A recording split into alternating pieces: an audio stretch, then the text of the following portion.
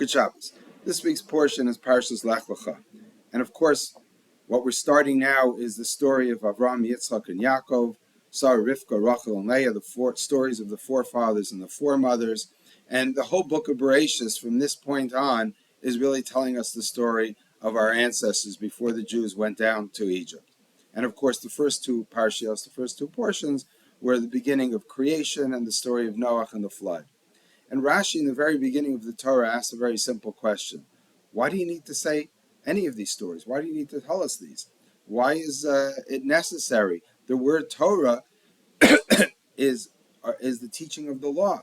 It should start with the laws in Parshas Bo, HaChodesh Hazeh Lachem Rosh Chodashim. This month is the first of the months, and it starts to telling you that you should establish a calendar, and that there's a mitzvah of bringing the Paschal offering. And then, of course, there are stories interspersed in the rest of the Torah, but the main part of the Torah, according to Rashi's claim in this question, is that it's teaching us laws. So Rashi answers, quoting a medrash, that it's to teach us that the Jews have a right to the land. And many people today understand Rashi as creating a polemic against the Crusaders who were saying, no, the Jews don't have a right to the land. The Christians are going to conquer the land. And of course, since then, we know this has become a big issue.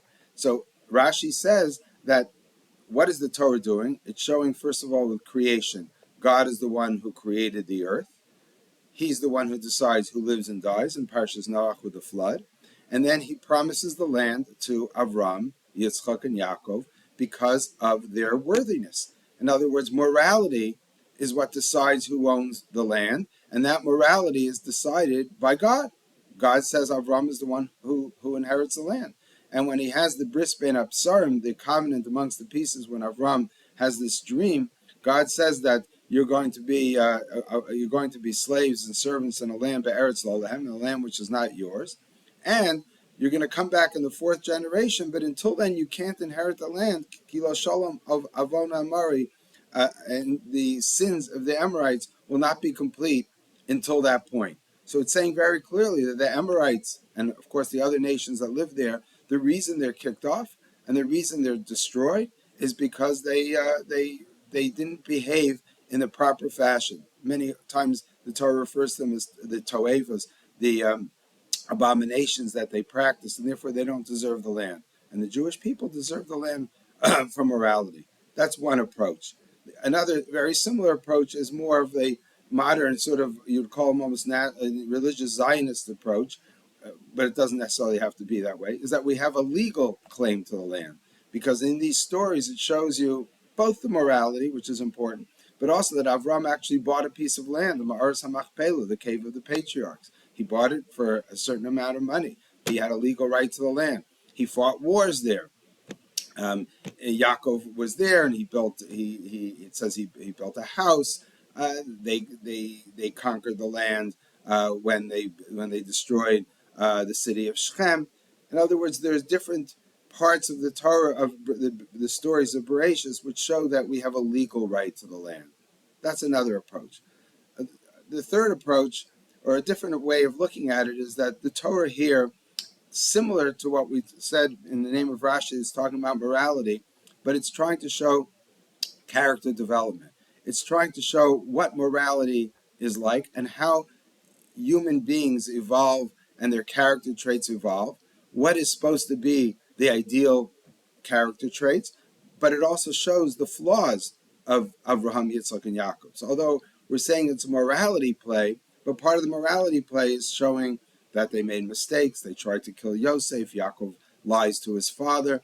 There's many different nuances in these stories which don't necessarily portray the forefathers as perfect tzaddikim, as perfectly righteous people, but rather people that are human beings. Overall, they're deserving, as the Torah says, but it's showing you the depth of human character traits, of human personalities. And I think that's something that we can learn a lot from.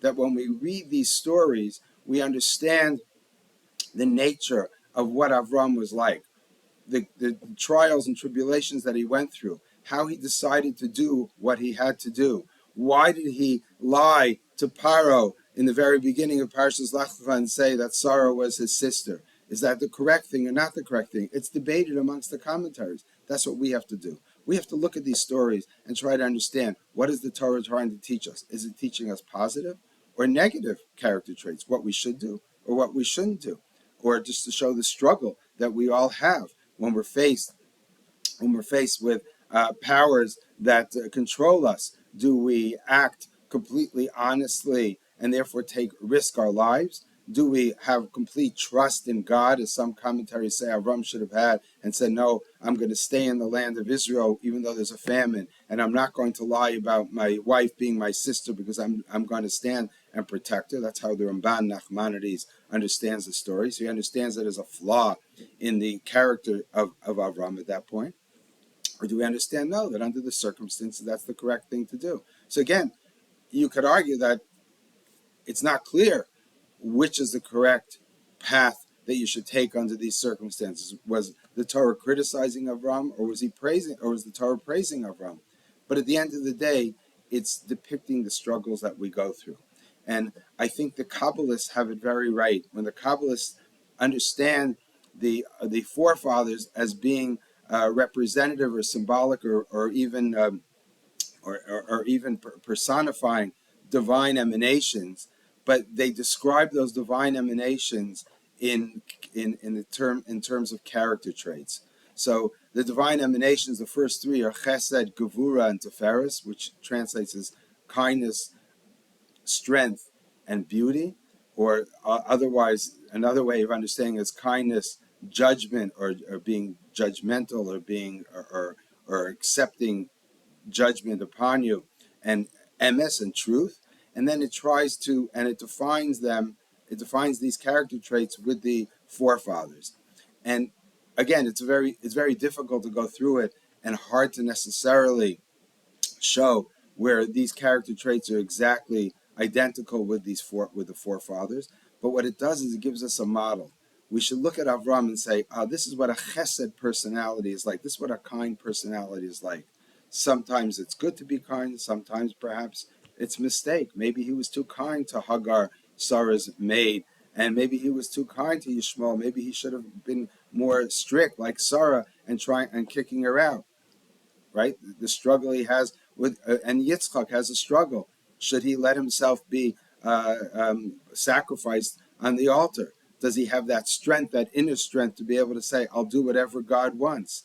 And then we identify Yaakov with beauty or truth. And of course, Yaakov seems to have great lies in the story. And the question is, what's the nature of truth? Is truth always saying exactly the facts? Or does truth have maybe sometimes the ends justify the means? These are issues that we have to go through when we read the stories of the forefathers. And again, it's not simple, but it's something that we have to struggle with and we have to look at. And then we get, of course, to Yosef and his brothers and the sibling rivalry and actually murderous intent, and then where they come to terms with it at the end of the story.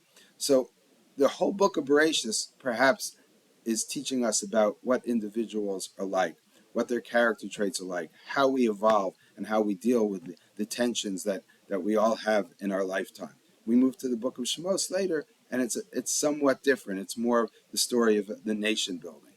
And hopefully when we read the book of Bereshit in this way, we gain a lot of insights into general understanding of psychology and into ourselves. And I think that's really what we have to emphasize, is our own internal growth that we have to work towards and try to understand it, and maybe look at the forefathers as projections of all the struggles that we go through on a daily basis. Good Shabbos.